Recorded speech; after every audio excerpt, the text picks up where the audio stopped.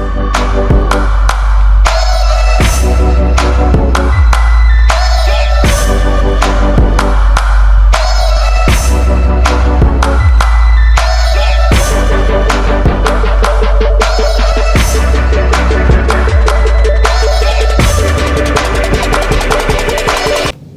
everyone and welcome to the Williams Today Show. I'm your host, William Prue with Real Estate One. And I'm your co-host, Hannah Olachowski with Real Estate One. You guys heard that right. She said co-host. It is official. We are Team 3 Key, your trusted real estate advisors in the Downriver area and in Northern Michigan as well. If you're looking for a vacation home, make sure to reach out to us with any questions you may have. Absolutely. So I had to start off with that because I will forget at the end.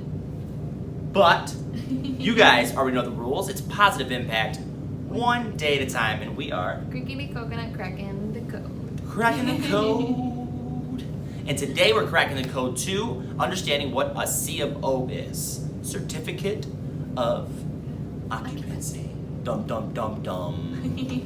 And in the world of real estate, they abbreviate everything to letters. So that's what confuses people, and you'll see that if you're just right now just single-handedly shopping on Zillow, looking at houses like I used to do anyway before I got into real estate on ZillowRealtor.com. Right, yeah. You see things that are abbreviated down. You're like, what does that mean? So you'll see C of O a lot on these listings, and it's okay not to understand because it's just throwing letters. Right.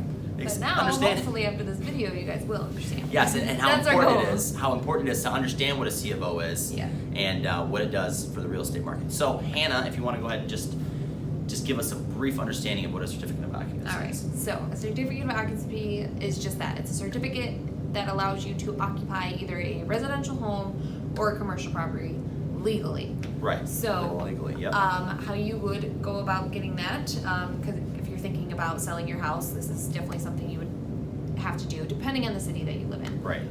So you'll have an inspector come in. More than likely, it'll be a city inspector. They'll come into your house or check out the exterior. Also, that depends on the city that you're in. They'll make sure that the plumbing's up to date, make sure that it's structurally sound, make sure that the electrical is up to date.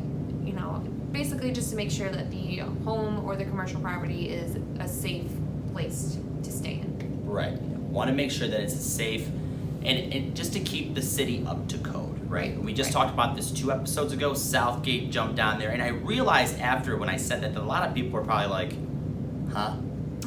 Because you have to. I speak to people like they just do what I do every day, and they just don't. So I'm working on explaining things from somebody's perspective that doesn't know about real estate. Right. So a certificate of occupancy is very important for both seller and buyer. The seller has to have that inspector come out, do that stuff, do the inspection, of course, make sure it's okay. And if they want to fix the repairs, they should. Right. They should.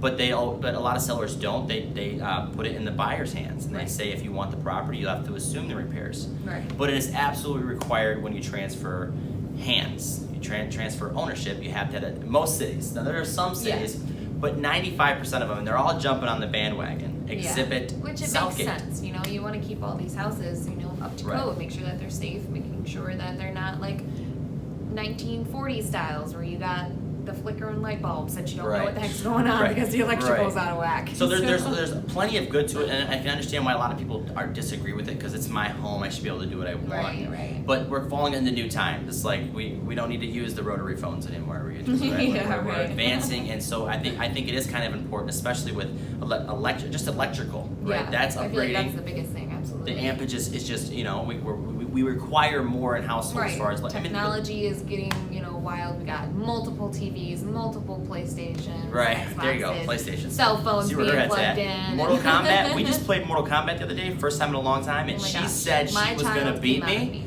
I had to lead her along and let her think that she might have a chance. Unfortunately, she did not. And I used to whoop my sisters and my little brother in that all the time, but she didn't have a chance. Put me in places. I had to check that at the door. But now that we got way off topic and we kind of expressed our opinion about the C of O's, that does not matter. Our opinion doesn't matter. What matters is the fact that you have to understand what it is in the process of buying or selling your property. And you have to have it in order to obtain the property. Yep. So either the buyer can assume it or the seller can remedy it. Now, I usually like to tell my clients that are selling their property that they should take care of those things because they lived in the house, they have the responsibility. But of course, in a seller's market, buyers are okay with jumping at the. So if you see that buyer to assume city repairs, that's exactly what that means. Yep. Okay. All right. Yep.